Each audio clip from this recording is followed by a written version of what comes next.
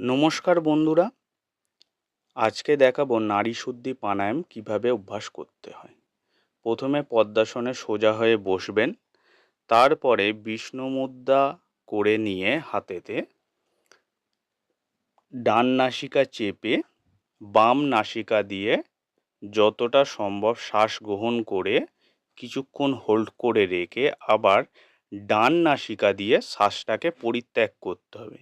ঠিক একইভাবে ডান নাসিকা দিয়ে শ্বাস গ্রহণ করে আবার হোল্ড করে আবার বাম নাসিকা দিয়ে শ্বাসটাকে পরিত্যাগ করতে হবে। এইভাবে অল্টারনেটিভ করে 10 থেকে 15 মিনিট করে অভ্যাস করলে ভালো ফল পাবেন।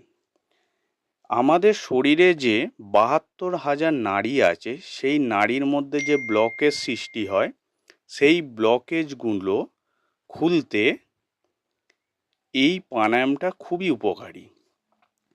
সেই জন্য নিয়মিত যদি কেউ অভ্যাস করেন তাহলে খুবই ভালো ফল পাবেন।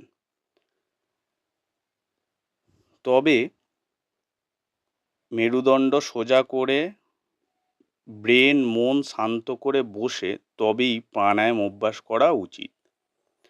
ধন্যবাদ, সুস্থ থাকবেন, ভালো